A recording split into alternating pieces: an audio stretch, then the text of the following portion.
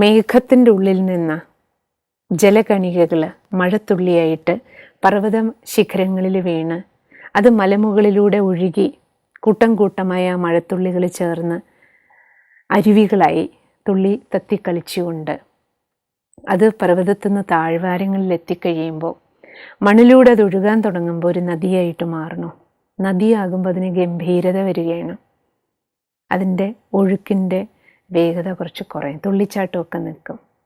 കാരണം മണ്ണിൽ ചേരുന്നതോടുകൂടി മണ്ണിൻ്റെ ധാതു ലവണങ്ങളുടെ ഭാരം വഹിക്കാൻ തുടങ്ങി, നിറം മാറാൻ തുടങ്ങി. നദിയിൽ മേഘത്തിൽ നിന്ന് പർവ്വതശിഖരത്തിലേക്ക് വീഴുന്ന സമയത്ത് അത് പവിത്രമായ ശുദ്ധ ജലകണികയാണ്.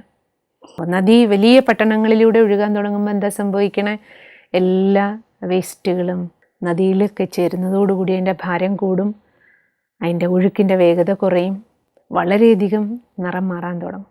നദി ഒഴുകി ഒഴുകി കടലിലെത്തുമ്പോഴേക്കും അതിൻ്റെ നിറം മാറി ആദ്യത്തെ ജലകണിക ഇതും തമ്മിൽ എത്രയാണ് അന്തരം, സ്വഭാവം എത്ര മാറി. കാരണം അതിൻ്റെ ഇടയിൽ ധാതുലവണങ്ങളും മലിന വസ്തുക്കളും ഏതുവഴിയെല്ലാം ഒഴുകിയോ അവിടെ നിന്നെല്ലാം അനേക അഴുക്കുകൾ, കുപ്പകൾ, മാലിന്യങ്ങൾ ആ വെള്ളത്തെ, അതിൻ്റെ സ്വഭാവത്തെ സ്വാധീനിക്കുകയുണ്ടായി.